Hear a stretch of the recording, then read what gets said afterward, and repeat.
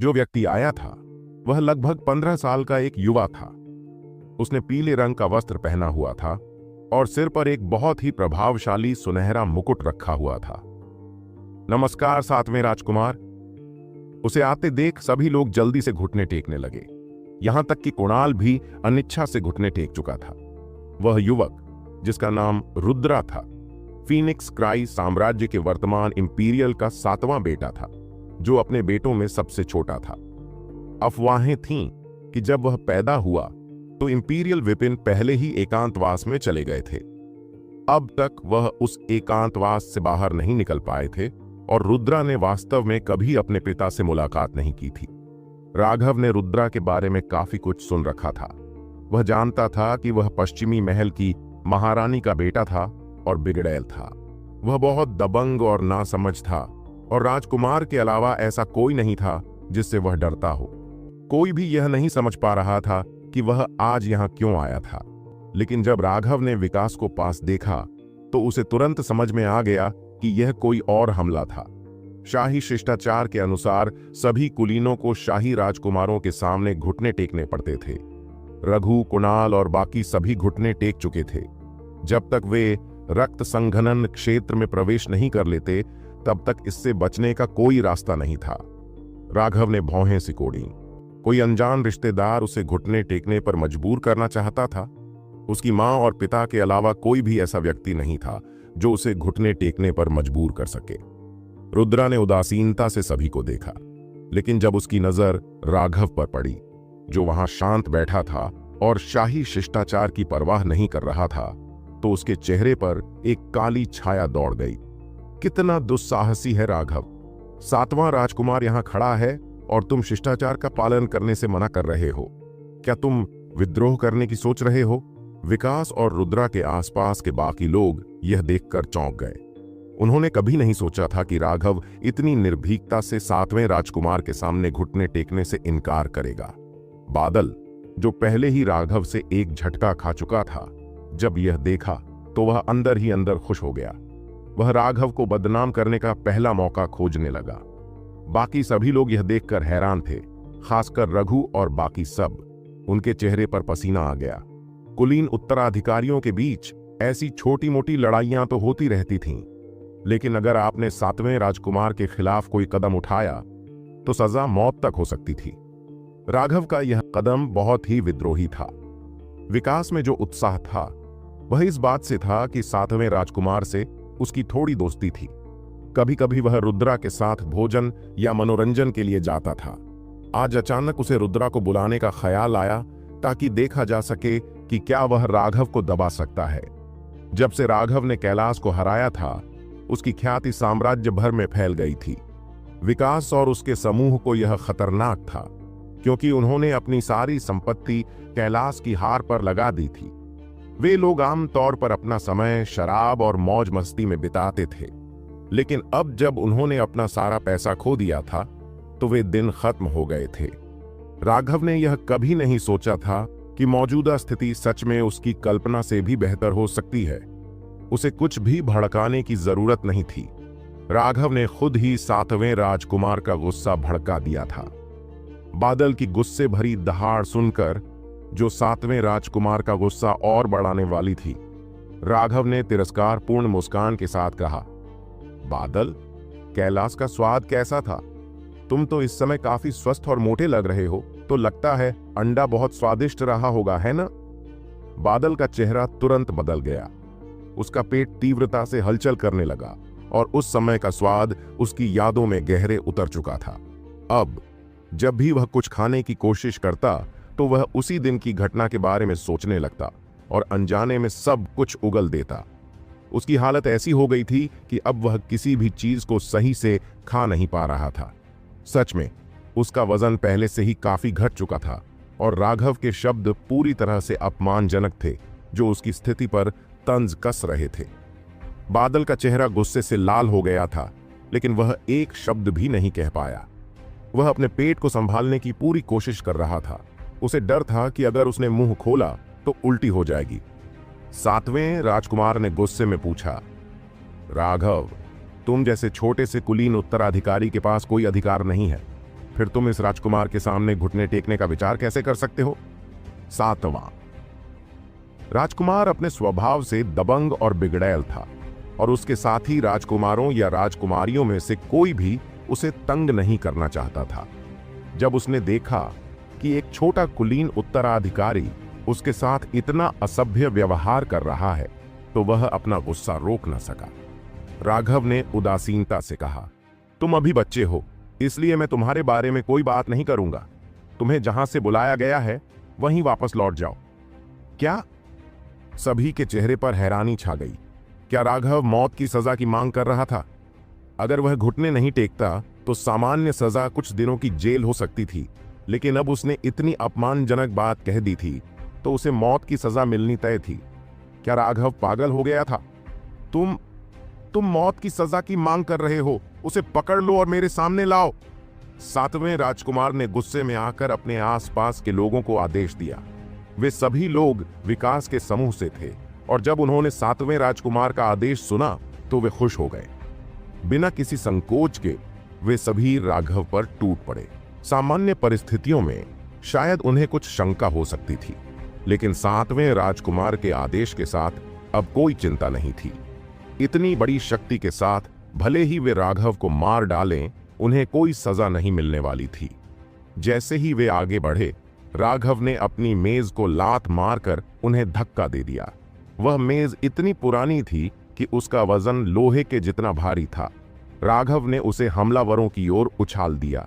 विकास ने मेज को पूरी ताकत से रोकने की कोशिश की और उसका मुक्का मारते हुए वह चिल्लाया। एक जोरदार धमाके के साथ वह मजबूत मेज विकास की ताकत से चूर चूर हो गई। स्पष्ट था कि वह आध्यात्मिक ऊर्जा के संघनन के 7वें चरण का एक शक्तिशाली व्यक्ति था। उसकी ताकत निश्चित रूप से सामान्य लोगों को चौंका देती, लेकिन विकास फिर भी मेज के प्रभाव से धीमा हो गया और बादल तेजी से उसके आगे निकलते हुए पहले राघव तक पहुंच गया। गुस्से से उसकी ओर बढ़ते इस बेवकूफ को देख राघव के चेहरे पर एक मुस्कान उभरी, जैसे उसे सब कुछ पूरी तरह से नियंत्रित कर लिया हो। इससे पहले कि बादल कोई प्रतिक्रिया दे पाता, राघव ने उसे एक घातक मुक्का मारा। राघव की गति इतनी तेज थी कि किसी ने उसे हिलते हुए भी नहीं देखा। अगले ही पल बादल को राघव के मुक्के का जोरदार प्रहार महसूस हुआ और वह हवा में सुंदर छाप की तरह उड़ा। लेकिन सबसे चौंकाने वाली बात यह थी कि बादल के मुंह से 1 दर्जन दांत टूटकर गिर गए। वह दीवार से टकराया और तुरंत बेहोश हो गया। सबके सामने यह साफ था कि वह अब पूरी तरह से दांत विहीन हो चुका था। विकास ने यह देखा तो कुछ पल के लिए रुक गया। हालांकि बादल का साधना स्तर बहुत ऊंचा नहीं था, फिर भी इतनी आसानी से उसे इस तरह से नियंत्रित होते देख वह चिंतित हो गया था। लेकिन यह पीछे हटने का समय नहीं था। विकास ने गहरी सांस ली और अपनी शक्ति को बाहर निकाला। उसकी शक्ति का आभास होते ही पूरे कमरे में ऊर्जा का संचार हुआ। सेक्सटपल यांग फिस्ट, विकास ने जोर से चिल्लाया और उसकी मुट्ठी में एक हल्की हरी रोशनी उभरी। यह उसकी फिनिशिंग मूव्स में से एक थी, जिसे उसने वर्षों तक परिपक्व किया था। उसकी मुट्ठी में आधे टन के बराबर बल था। राघव ने बिना किसी हिचकिचाहट के अपनी हथेली से विकास की मुट्ठी को रोक लिया। जैसे ही दोनों के हाथ मिले, चारों ओर ऊर्जा का विस्फोट हुआ। लोगों को चौंका देने वाली बात यह थी कि राघव ने विकास की अजेय मुट्ठी को एकदम से नकारा। यह कैसे संभव है? विकास चौंकते हुए बोला। उसे महसूस हुआ जैसे उसकी मुट्ठी एक भारी पहाड़ से टकराई हो और उसे पेट में तीव्र दर्द होने लगा। राघव ने बिना किसी हिचकिचाहट के ठंडे स्वर में कहा, अब मेरी बारी है विकास। विकास एक पल के लिए सुन्न हो गया। उसे महसूस हुआ जैसे कोई बेहद क्रूर जानवर उसे घूर रहा हो। उसका दिल तेजी से धड़कने लगा और वह तुरंत पीछे हटने की कोशिश करने लगा, लेकिन राघव ने उसे पूरी तरह से पकड़ लिया था। चाहे विकास कितना भी संघर्ष करे, वह राघव की पकड़ को हिला नहीं पा रहा था। वह एक ड्रैगन फ्लाई की तरह था जो पेड़ को हिलाने की कोशिश कर रहा था, पर उसकी कोशिशें व्यर्थ थीं। विकास पूरी तरह से चकित था। यह शक्ति क्या थी? राघव तो इंसान होते हुए भी एक राक्षस जैसा प्रतीत हो रहा था। बिना अपनी साधना का कोई उपयोग किए उसने अपनी शारीरिक शक्ति से ही उसे पूरी तरह से दबा लिया। हालांकि विकास भी कमजोर नहीं था। वह ऐसे व्यक्ति थे जिन्होंने खून खराबे का सामना किया था और हमेशा खतरे के आगे स्थिर रहते थे। यह देख कि वह राघव की पकड़ से बच नहीं सकता, उसने तुरंत अपना पैर उठाया और राघव के पेट पर पूरी ताकत से लात मारी। यह एक अत्यंत क्रूर हमला था, लेकिन राघव ने उस किक की ओर एक बार भी नहीं देखा। एक ही हाथ से उसने उसे पूरी तरह से रोक लिया। जोरदार दहाड़ के साथ जो सबके कानों में गूंज उठी, राघव ने विकास को हवा में ऊंचा उठा लिया। फिर सबके सामने राघव ने विकास को पूरी ताकत से जमीन पर पटक दिया। पूरी धरती हिल गई और इसके साथ ही हड्डियां टूटने की आवाज ने सभी को एक ठंडी सिहरन में डाल दिया। विकास ने 3 घूंट खून उगलते हुए अपने अंदर से कुछ आंतरिक अंगों के टुकड़े बाहर निकाले। वह खून की उल्टी करता हुआ जमीन पर लुढ़कते हुए दिखा और यह दृश्य देखकर सभी लोग पूरी तरह से चुप हो गए। राघव को इस समय अपने अंदर जमा गुस्से की गांठ से मुक्ति का एहसास हुआ। वह गुस्सा जो काफी समय से उसके अंदर उबल रहा था। इन वर्षों में जिस व्यक्ति से राघव सबसे अधिक नफरत करता था वह था विकास। वह एक ऐसा दुःस्वप्न था जो उसे हर दिन तंग करता था। सभी को अब यह समझ में आ गया कि राघव का यह शांत चेहरा छुपाए हुए एक भयानक शक्ति थी। पूरी हॉल में कुछ देर के लिए सन्नाटा छा गया, यहां तक कि 7वें राजकुमार तक भी डर के मारे कांपने लगे थे। वह महान उत्तराधिकारी जो अभी तक राघव की ओर दौड़ रहे थे, अब खुद को थामते हुए खड़े थे। उनका शरीर डर के कारण कांपने लगा। राघव ने पूरी घटना के दौरान अपने आप को शांति से बनाए रखा था, लेकिन यह शांति जितनी अधिक थी उतना ही डरावना उसका प्रभाव था। वह एक ऐसा व्यक्ति था जो अपने दुश्मनों पर बिना कहे मौत का साया डालता था। राघव ने विकास को देखा और मुस्कुराए बिना नहीं रह सका। फिर उसने अपनी नजरें 7वें राजकुमार पर डालीं और धीरे धीरे उसकी ओर बढ़ने लगा। 7वां राजकुमार, जो हमेशा से ही जिद्दी और बिगड़ा हुआ था, अब राघव की ओर बढ़ते देख डर के मारे सफेद पड़ गया। तुम क्या सोच रहे हो? पीछे हटो। 7वें राजकुमार की आवाज डर से कांप रही थी। उसकी आंखों में डर का गहरा असर था। ऐसा लगता था जैसे उसका गला किसी चाकू से दबाया जा रहा हो। उसे यकीन हो गया था कि जब तक राघव चाहेगा उसका सिर जमीन पर गिर जाएगा। राघव ने कुछ नहीं कहा। वह अपने कदम धीरे धीरे बढ़ाता हुआ मुस्कान के साथ आगे बढ़ रहा था। अब सब लोग दंग रह गए थे। क्या राघव सचमुच 7वें राजकुमार को मारने की योजना बना रहा था? नहीं, यहां मत आना। 7वां राजकुमार लगातार पीछे हट रहा था, लेकिन अब उसकी पीठ दीवार से टकरा गई थी और उसके पास भागने के लिए कोई जगह नहीं बची थी। राघव को इतना पास आते देख 7वें राजकुमार की आंखों में पूरी तरह से डर फैल गया। वह मौत की महक महसूस कर रहा था। तुम मुझे मजबूर नहीं कर सकते, मुझे दोष मत दो, राघव ने सिर हिलाते हुए कहा, जैसे उसने कोई बड़ा फैसला लिया हो। उसका हाथ धीरे धीरे अपनी चादर में घुसा और एक पल में उसकी मुट्ठी 7वें राजकुमार के चेहरे पर जा लगी। नहीं! 7वां राजकुमार डर के मारे चीखा और उसकी आवाज हॉल में गूंजने लगी। 7वें राजकुमार की कराहती हुई चीख ने पूरे साहित्य हॉल में हलचल मचा दी। हर किसी के दिल की धड़कन तेज हो गई थी। क्या राघव वाकई विद्रोह करने का मन बना चुका था? लेकिन जो बात सबसे चौंकाने वाली थी वह यह थी कि राघव का हाथ 7वें राजकुमार के चेहरे के पास रुक चुका था। 7वें राजकुमार ने डर के मारे अपनी आंखें बंद कर ली थीं, लेकिन थोड़ी देर बाद किसी दर्द का अनुभव किए बिना उसने धीरे धीरे अपनी आंखें खोल दीं। उसने देखा कि राघव एक जेड टैबलेट पकड़े हुए था और हल्की मुस्कान के साथ खड़ा था। वह अब पहले की तरह मौत के देवता की तरह नहीं लग रहा था, बल्कि एक पूरी तरह से अलग इंसान की तरह प्रतीत हो रहा था। 7वें राजकुमार, ध्यान से देखो, यह एक कीमियागर की पहचान प्लेट है। अब बताओ, क्या मुझे अभी तुम्हारे सामने घुटने टेकने होंगे? 7वें राजकुमार की हालत यह थी कि वह डर से जरा सा भी इधर उधर नहीं देख पा रहा था। तो वह यह कैसे जांच सकता था कि यह पट्टिका असली है या नकली? नहीं, इसकी कोई जरूरत नहीं है। 7वें राजकुमार ने कांपते हुए राघव को देखा। राघव की आंखों में जो हद से ज्यादा गुस्सा और हिंसा थी, उसे महसूस करते हुए 7वें राजकुमार का दिल दहल गया था। एक बिगड़ैल राजकुमार के लिए यह भी बड़ी बात थी कि उसने अपनी नफरत और डर के बावजूद खुद को गीला नहीं किया। समझने के लिए धन्यवाद, 7वें राजकुमार, राघव हल्की मुस्कान के साथ बोला।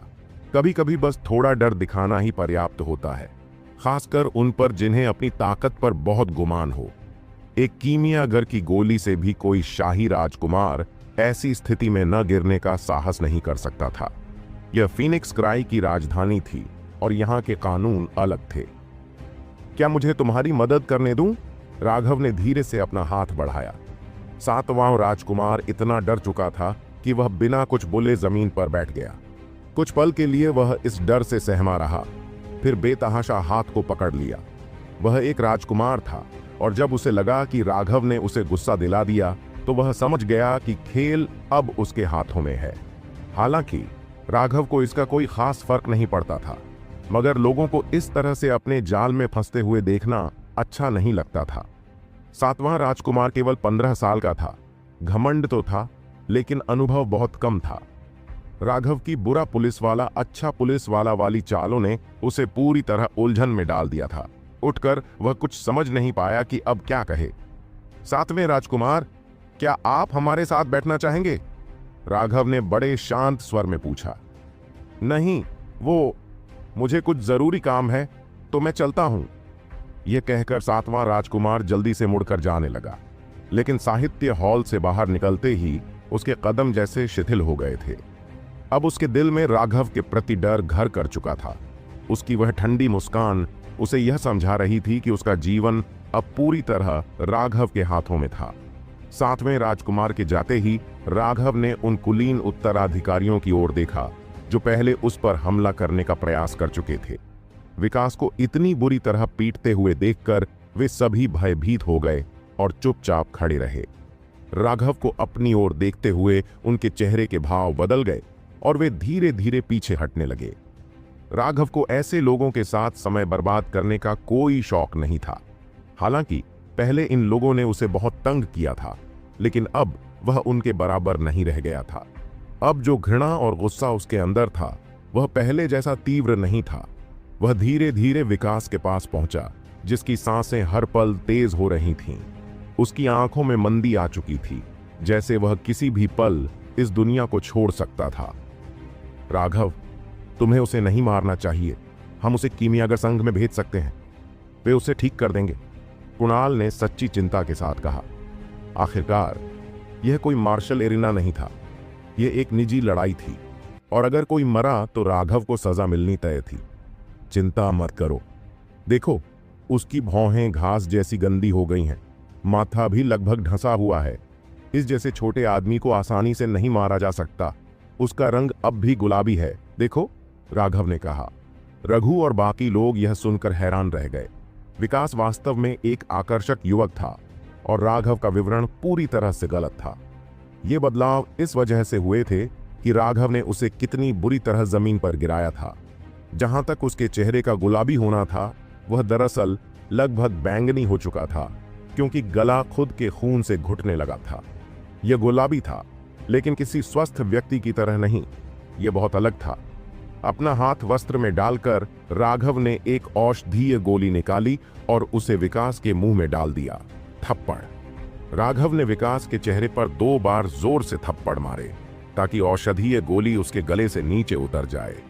हालांकि राघव विकास से बहुत नफरत करता था, फिर भी वह सही तरीके से काम करना नहीं भूलता था।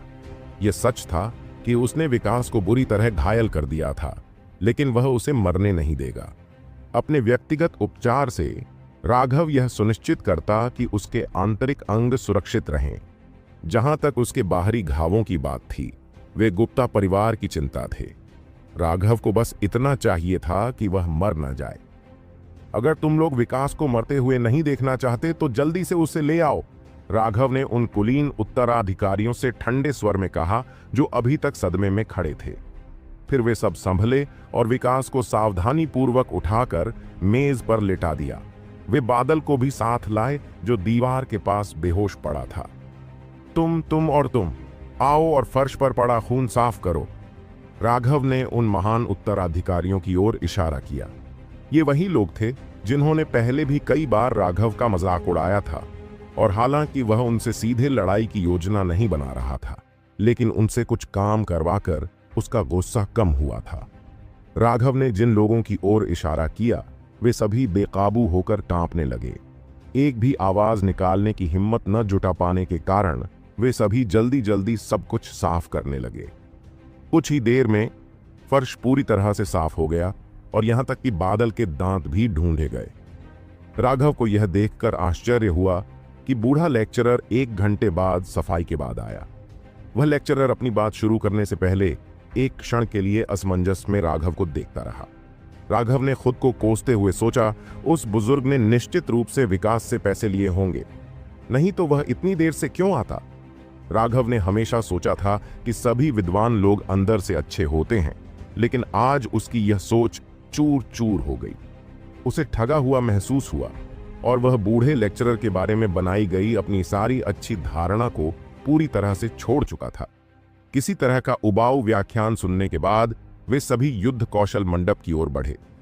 रघु और बाकी लोग नहीं गए, वे दवा लेने के लिए घर लौट रहे थे।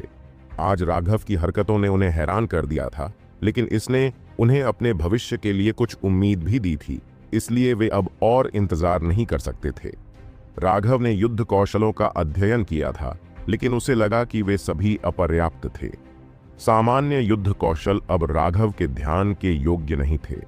उसने युद्ध कौशलों को बहुत तेजी से पढ़ा और केवल 2 घंटों में उसने लगभग 900 युद्ध कौशलों को देख लिया, लेकिन उनमें से एक भी उसे संतुष्ट नहीं कर सका।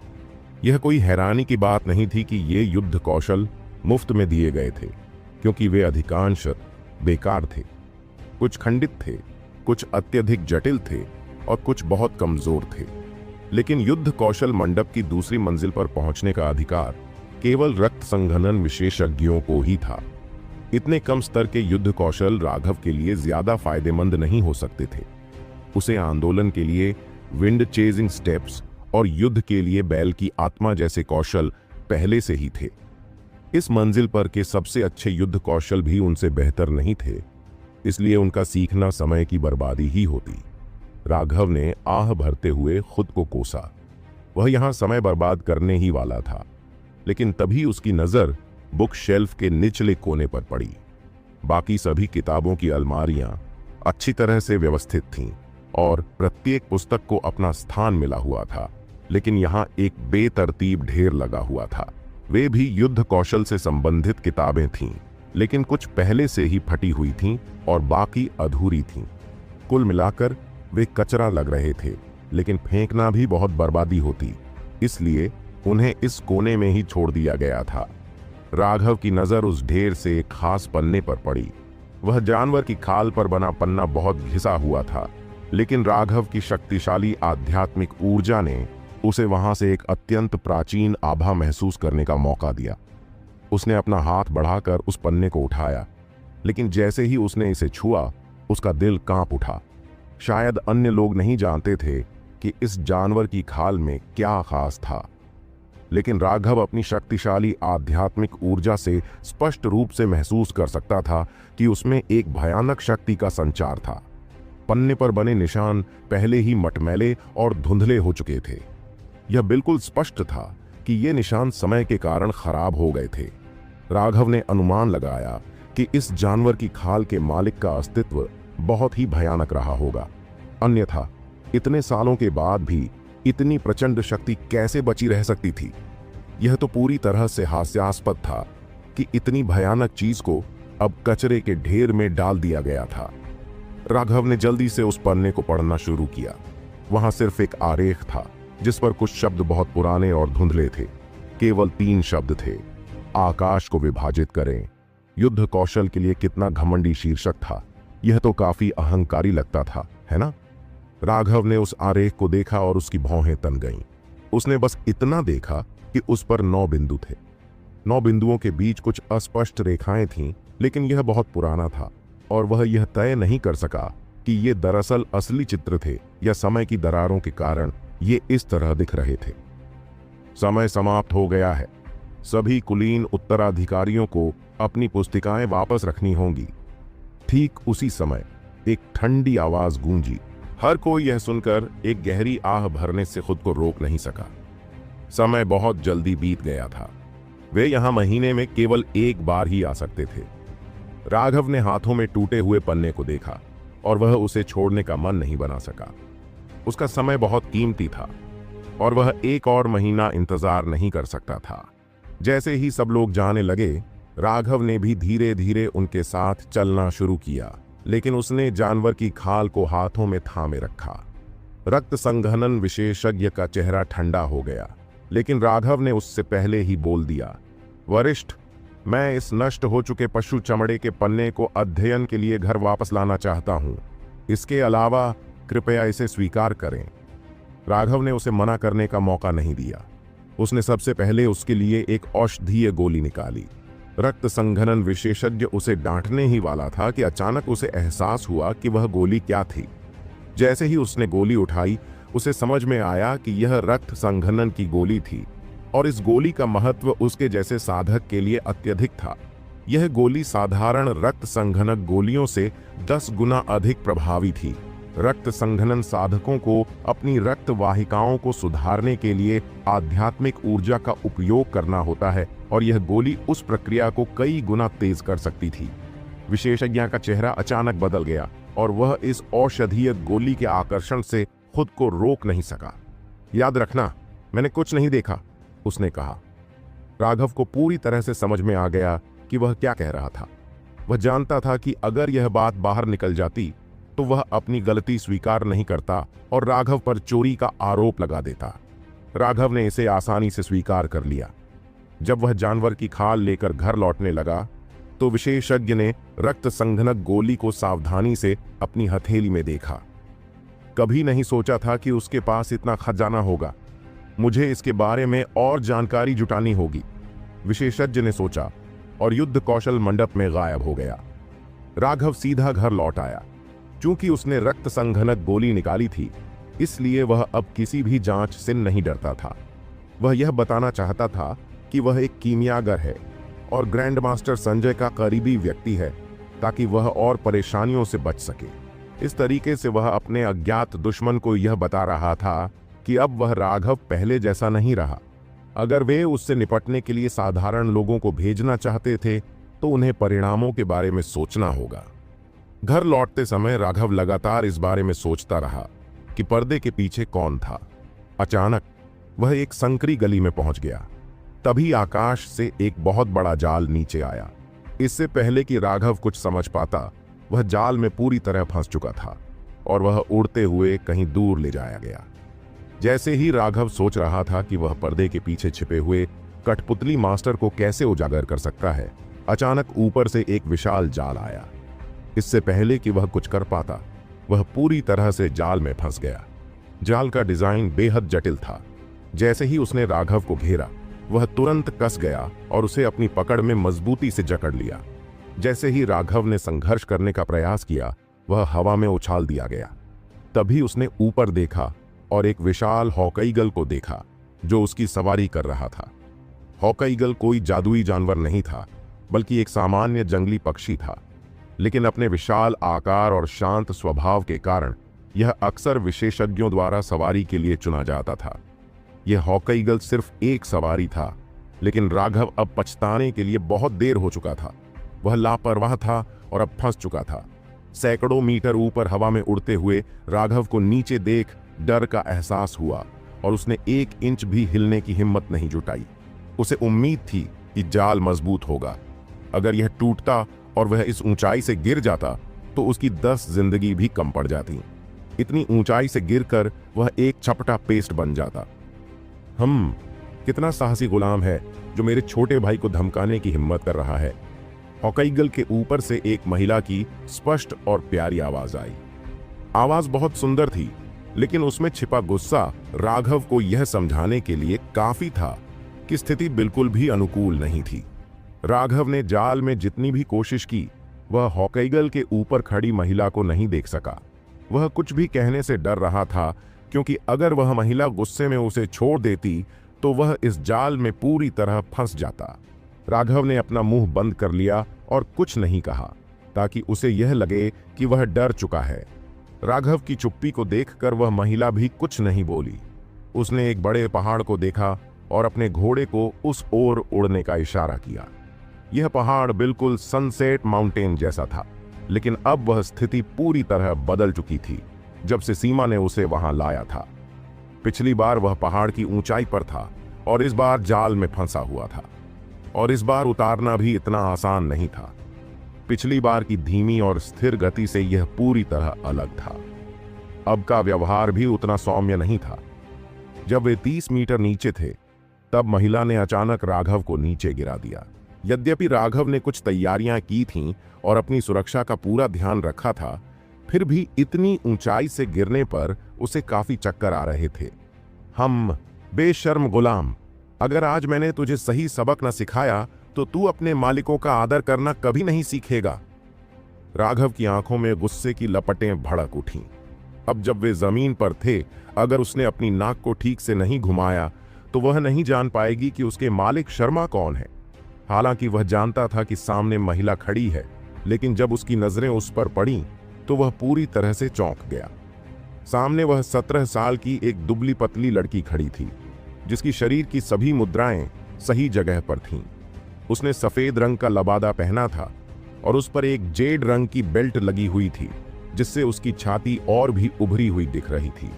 राघव को सबसे ज्यादा हैरानी उसकी पतली भौहों, आड़ू जैसी आंखों, जैस्पर जैसी नाक और छोटे मुंह से हुई थी, जिसमें गुस्से का इशारा था, जो उसे एक अलग तरह की सुंदरता प्रदान कर रहा था। अरे गुलाम, तुम कहां देख रहे हो? महिला ने गुस्से से पूछा, जब उसने देखा कि राघव की आंखें लगातार उसके चारों ओर घूम रही थीं। उसका पहले से घट रहा गुस्सा फिर से भड़क उठा जब उसने उसे फिर से गुलाम कहा। राघव ने व्यंग्य करते हुए कहा, छोटी लड़की, क्या तुमने गलत दवाएं ले ली हैं, या फिर तुमने कुछ ज्यादा खा लिया है और बकवास करने लगी हो? तो मुझे यहां क्यों लाई हो? या फिर तुम इस मालिक की शक्ल से इतनी मोहित हो गई हो कि तुम खुद को रोक नहीं पा रही हो? राघव के शब्दों के साथ साथ उसके चेहरे पर जो क्रोध और खेद का भाव था, वह महिला को इतनी गुस्से में भर दिया कि उसका पूरा चेहरा लाल हो गया। बेशर्म कमीने, तुमने मेरे छोटे भाई को धमकाने की हिम्मत की। आज मैं तुम्हारे साथ वही करूंगी जो तुम्हारी औकात है। महिला ने गुस्से से जवाब दिया। तुम्हारा छोटा भाई? राघव ने थोड़ा उलझन में पूछा। मेरा छोटा भाई 7वां राजकुमार रुद्रा है। आज मैं तुम्हें सबक सिखाने आई हूं, महिला ने गर्व से कहा। वह महिला रुद्रा की सगी बहन अमोदिता थी। वह साम्राज्य की 3री राजकुमारी थी। फीनिक्स क्राई साम्राज्य में 7 राजकुमार और 3 राजकुमारियां थीं, और अमोदिता और रुद्रा उनमें सबसे छोटी थीं। अमोदिता ने रुद्रा को डरते डरते और बहुत अजीब हालात में घर वापस आते देखा था। जब उससे पूछा गया कि क्या हुआ, तो रुद्रा इतना डर गया था कि वह किसी से कुछ भी नहीं बता सका। अमोदिता को बाद में पता चला कि सैवेज मार्क्विस के कुलीन वारिस ने रुद्रा को आमंत्रित किया था और वह वहां से सारी जानकारी प्राप्त कर चुकी थी। अमोदिता ने यह बर्दाश्त नहीं किया कि राघव ने उसके छोटे भाई को डराया, लेकिन एक राजकुमारी के रूप में उसने सार्वजनिक रूप से कोई बड़ा कदम नहीं उठाया और राघव को चुपचाप रास्ते में पकड़ लिया। राघव को इस सब की कोई उम्मीद नहीं थी और वह सतर्क नहीं था। इस कारण वह पूरी तरह से जाल में फंस गया।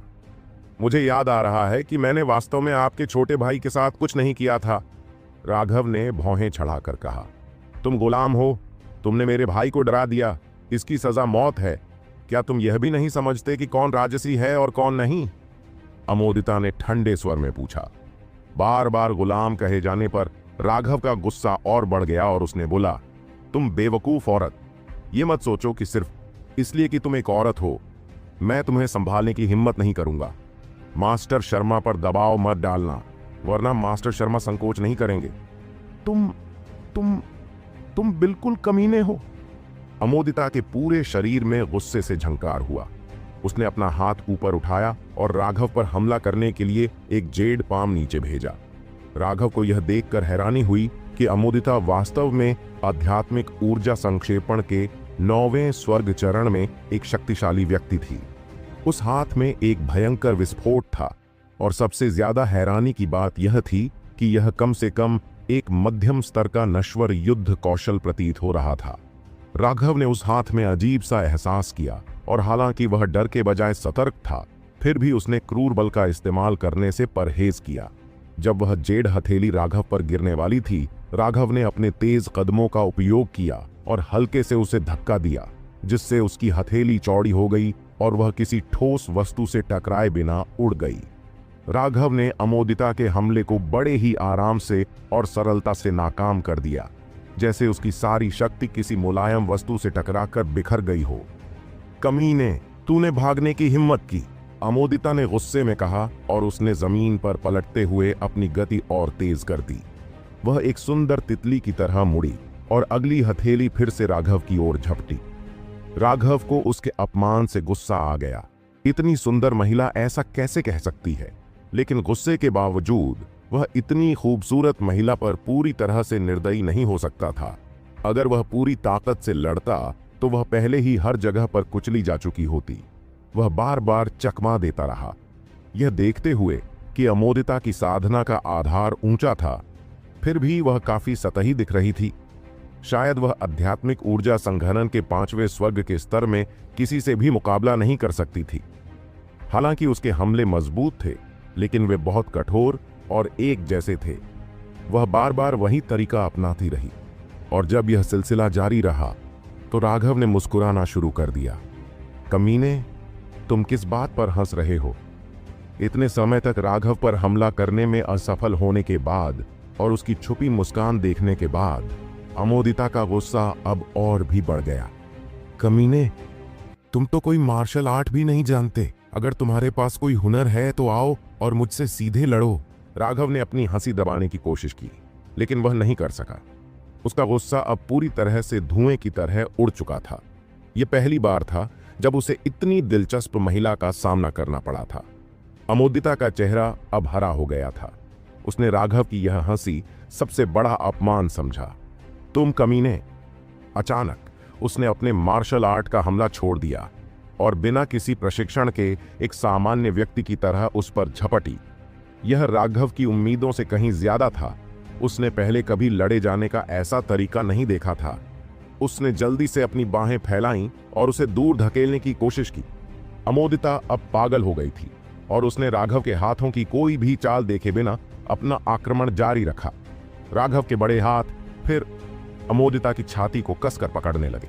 एक नरम अपरिचित एहसास ने राघव की आंखें चौड़ी कर दी। अमोदिता के लिए जब उसने महसूस किया कि कोई बड़े हाथों ने उसे पकड़ लिया तो जैसे बिजली का झटका लगा और वह अविश्वास में पूरी तरह से जम गई। माफ करना, यह एक गलती थी। उसने एक पल में ही अपनी गलती समझ ली और तुरंत अपने कदम पीछे खींचे। राघव ने जल्दबाजी में अपने हाथ को पीछे खींचते हुए समझाने की कोशिश की। कमीने, तुमसे कह रहा हूं, अब मैं तुम्हें छोड़ने नहीं वाला। अमोदिता ने अचानक उसका हाथ पकड़ लिया और कंधे को कसकर दबा लिया। राघव ने जितनी भी कोशिश की वह उसे छोड़ने के लिए तैयार नहीं थी और उसका दर्द लगातार बढ़ता ही जा रहा था। गुस्से और दबाव के कारण राघव ने बिना सोचे समझे अपना हाथ उठाया और उसे थप्पड़ मारने की कोशिश की। अमोदिता का कोमल एहसास राघव को जैसे मंत्र मुग्ध कर गया, लेकिन उसकी बाह में हो रहे दर्द ने उसे तुरंत होश में ला दिया। मुझे छोड़ दो, वरना मैं तुम्हें फिर से मारना शुरू कर दूंगा, राघव ने धमकी दी। अमोदिता ने धीरे से खर्राटे लेते हुए उसके हाथ में दबाव और बढ़ा दिया। उसने पकड़ छोड़ने के बजाय कसकर पकड़ना जारी रखा। बढ़ते दर्द से गुस्से में राघव ने अपना बड़ा हाथ उठाया और अमोदिता को 3 बार जोर से थप्पड़ मारे। प्रत्येक थप्पड़ में गुस्सा साफ नजर आ रहा था। अमोदिता दर्द से कराह उठी और उसकी आंखों से आंसू बहने लगे। एक तरफ उसे शारीरिक दर्द महसूस हुआ तो दूसरी तरफ उसे यह भी एहसास हुआ कि यह बहुत ज्यादा हो गया है। लेकिन फिर भी वह राघव को छोड़ने का नाम नहीं ले रही थी। हालांकि अमोदिता को यह देखकर आश्चर्य हुआ कि जब राघव ने उसके नितंबों पर थप्पड़ मारे तो वह तुरंत रुक गया। उसने अपना हमला बंद कर दिया, लेकिन अब भी वह बहुत थकी हुई थी। काफी समय बीत गया। शायद यह इसलिए था कि उसका मुंह दर्द से चिढ़ रहा था, या शायद वह थक चुकी थी। लेकिन अमोदिता ने धीरे धीरे अपना चेहरे पर कसकर जड़ी हुई होठों को ढीला कर दिया। राघव का हाथ और कपड़े अब पूरी तरह से खून से सने हुए थे। राघव ने आह भरते हुए कहा, क्या अब तुम शांत हो गई हो? अमोदिता ने राघव को देखा और पाया कि उसके चेहरे पर कोई गुस्सा नहीं था, बल्कि एक हल्की उदासी और थकावट थी। किसी अज्ञात कारण से इससे उसका दिल कुछ सहम सा गया। तुम क्यों रुक गए? अमोदिता ने यह सवाल किया और फिर उसे इसका पछतावा हुआ। उसका चेहरा पूरी तरह से लाल हो गया। मैं औरतों को मारने में उतना अच्छा नहीं हूं, राघव ने बिना गुस्से के कहा। उसने अपनी आस्तीन फाड़ दी, जिससे उसका शरीर थोड़ा घायल हुआ था। फिर उसने उसी फटी हुई आस्तीन से खुद पर पट्टी बांधनी शुरू की। अमोदिता के चेहरे पर और अधिक लाली फैल गई और उसका गुस्सा अब पूरी तरह से गायब हो चुका था।